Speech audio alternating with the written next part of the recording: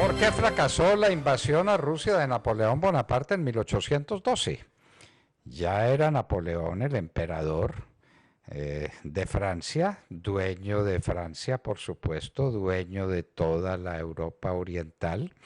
Le faltaba Rusia y quería derrotar a Rusia y salió a vencer al zar Alejandro, que lo había enfrentado ya y había sido derrotado por Napoleón en la batalla de Austerlitz, que ustedes recuerdan, en el año de 1805, 7 años atrás.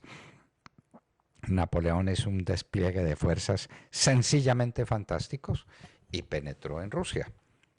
No contaba, sí contaba con el ejército del zar Alejandro, claro, pero sabía que lo podía derrotar. Lo que no contaba era con el invierno ruso. La batalla con el zar Alejandro, con las tropas, se dieron en la famosa batalla de Borodino o batalla del río Moscova, que todavía a estas alturas, 200 años después, todavía se discute quién la ganó. Lo cierto es que esa batalla dio lugar a uno de los grandes monumentos de la literatura universal, La guerra y la paz de León Tolstoy, que gira en torno, en gran parte, en esa invasión y en la batalla de Borodino que tuvo que librar las tropas de Napoleón con el general Kutuzov, el mismo con quien se había enfrentado Napoleón en la batalla de Austerlitz en 1805. Ya era un hombre de edad muy avanzada, andaba por los 80 años, que en aquella época era mucho, era un anciano, pero con suficiente vigor, suficiente energía para librar la batalla de Borodino. Lo cierto es que Napoleón quedó con el camino libre hacia Moscú y penetró victorioso en Moscú, esperando que el zar Alejandro mandara una comisión negociadora para negociar el futuro de Rusia y para negociar el futuro de Europa. Alejandro se metió más en el interior de Rusia. Napoleón entró a Moscú. Un buen día se despertó muy recién llegado Napoleón con que Moscú ardía por todos los costados. El zar Alejandro, es lo que dicen los historiadores, hay también mucha discusión sobre el tema, mandó quemar a Moscú. Y Moscú se convirtió en llamas y Napoleón no salía de su asombro. Y Alejandro no mandaba a la comisión a negociar con él, era victorioso, estaba en Moscú, aunque Moscú ardía en llamas ahora.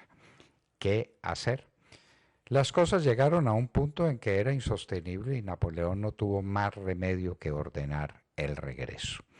Un regreso que ordenó tardíamente, porque el invierno en Moscú y en Rusia no era como el invierno en los demás lugares de Europa que Napoleón conocía suficientemente.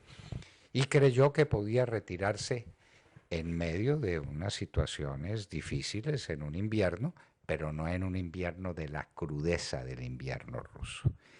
Y viene ese retiro de napoleónico que es uno de los grandes caos, de las grandes gestas del desastre militar.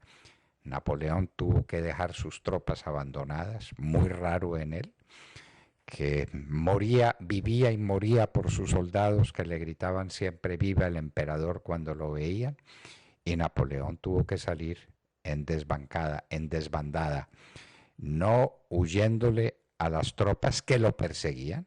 Feroces cosacos atacaban las retaguardias napoleónicas, le hacían más difícil el retiro y aquello se convirtió en un absoluto desastre. ¿Cuántos fueron los cadáveres que quedaron en el camino? La hipotermia que venció a tantos, el desastre de unos caminos impracticables por la nieve. Esa es una de las retiradas más dramáticas de la historia, año de 1812. Y en un día como hoy, es lo que dice la historia, ya ha entrado diciembre, el 11 de diciembre, lo último de las tropas napoleónicas que pueden sobrevivir abandonan el territorio ruso en perfecta derrota. Y ha sido derrotado el emperador Napoleón Bonaparte, no por las tropas rusas, no por Kutuzov, no por el zar Alejandro con sus hombres, sino por el invierno ruso, que más adelante en la historia, más de 100 años después, derrotaría también a Hitler en su aventura sobre Rusia. 2 veces. Los dos más grandes ejércitos conocidos de la historia, el ejército napoleónico en 1812 y el ejército ruso después de la operación que lanzó una vez terminada la batalla de Inglaterra, la lanzó sobre Rusia, terminarían derrotados por el invierno ruso. Mal calculado por los dos, mucho más culpable Hitler, quien se dejó convencer de Goering de que sus tropas del aire derrotarían a los rusos en unas pocas semanas y que no tendrían que enfrentar el invierno ruso como lo tuvieron que enfrentar, y el invierno ruso fue el que destruyó gran parte del ejército alemán de Hitler. Y esta era la historia que les contábamos a ustedes gracias a Sesgo.